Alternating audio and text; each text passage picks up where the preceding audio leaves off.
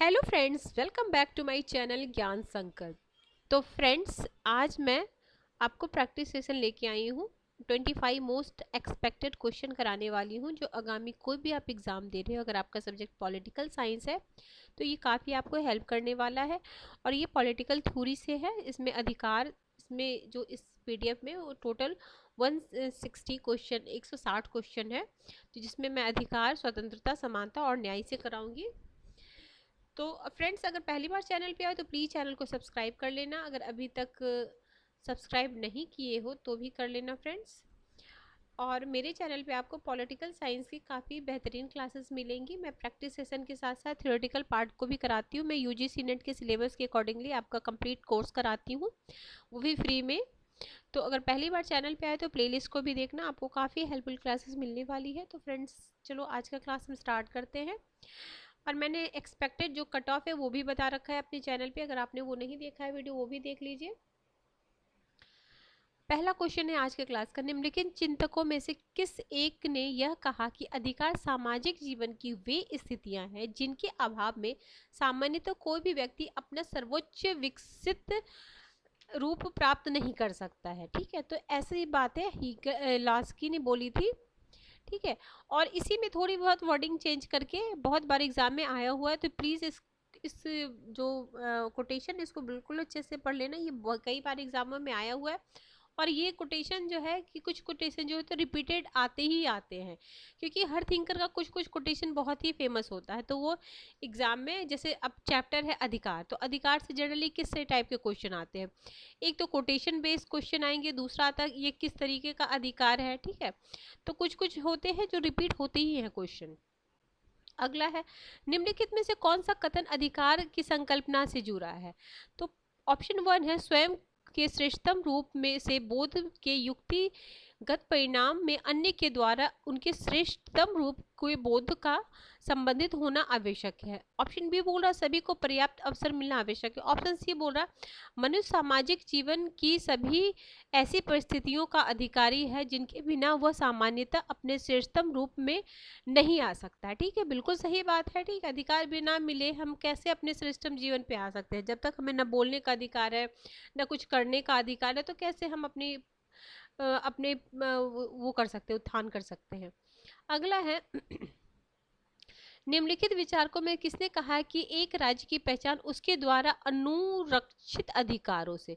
ये भी कई बार अनुरक्षित अधिकारों से संबंधित के कौन है, तो ये लास्की है। ठीक है, अगला है, निम्नलिखित में से कौन जिसके समाज के विकास से पूर्व अधिकारों के अस्तित्व को अस्वीकार किया। ठीक है, अस्वीकार किया, तो ये है, देखो, हॉब्स, लॉक, रूसो जो समझौतावादी विचारक की, उन्होंने तो माना है कि अधिकार पहले से ही है। तो कौन नहीं माने हैं, ये जो आदर्शवादी विचारक हैं, कौन से, जो राज रहेगा तभी अधिकार मिला, ये है टीएच ग्रीन।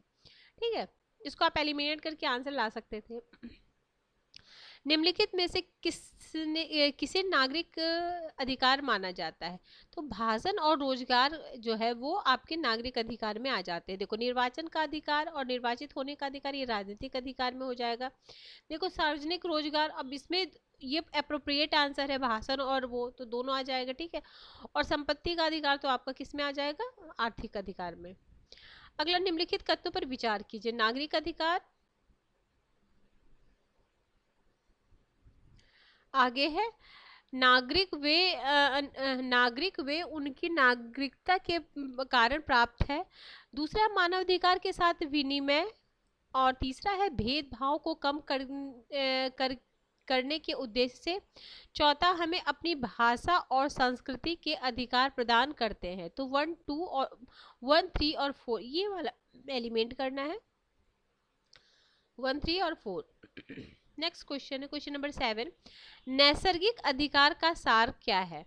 तो नैसर्गिक अधिकार वे प्रकृति की उपज है जिन्हें हम बौद्धिक बलों में श्रृंखला के रूप में देखते हैं। Option number C is the right answer. Next question है, नैसर्गिक अधिकार सिद्धांत की एक आलोचना है।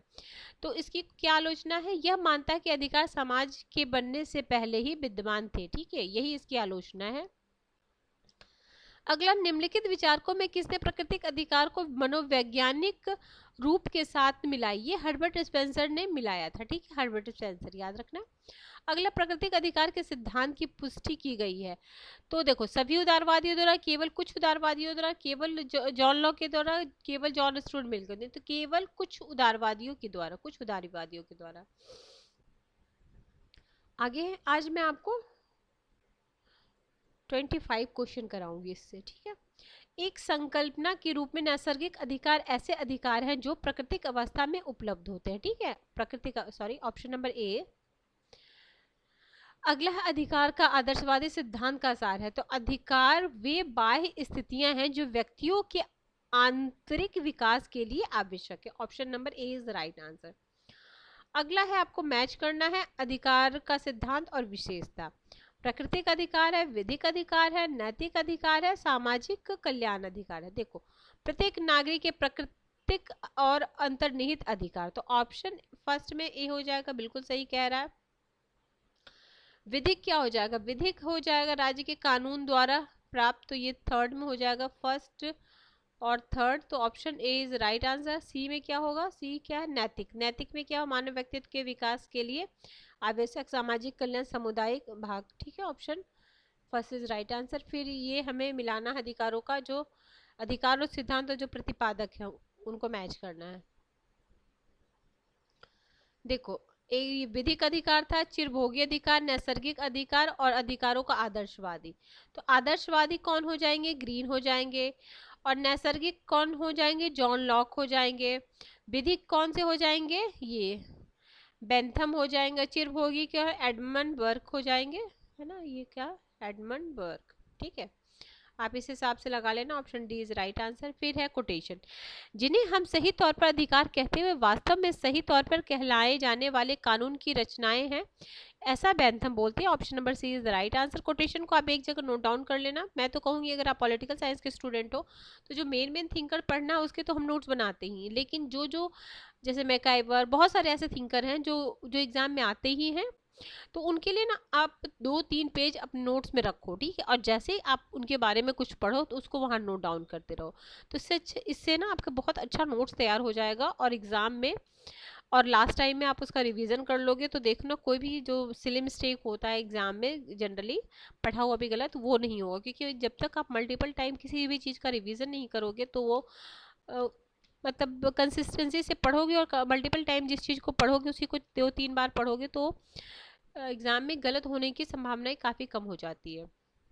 अगला, यथार्थवाद में तथाकथित अधिकार यथार्थवाद के तथाकथित कानून की सृष्टि होती है। ये कौन बोले थे? ये हर्बर्ट स्पेंसर बोलते हैं। Option number D is right answer. Bentham ने कौन से सिद्धांत का समर्थन किया? तो बेंथम ने कानूनी अधिकार का भी हमने ऊपर भी पढ़ा था ना, कानूनी अधिकार का समर्थन किया था।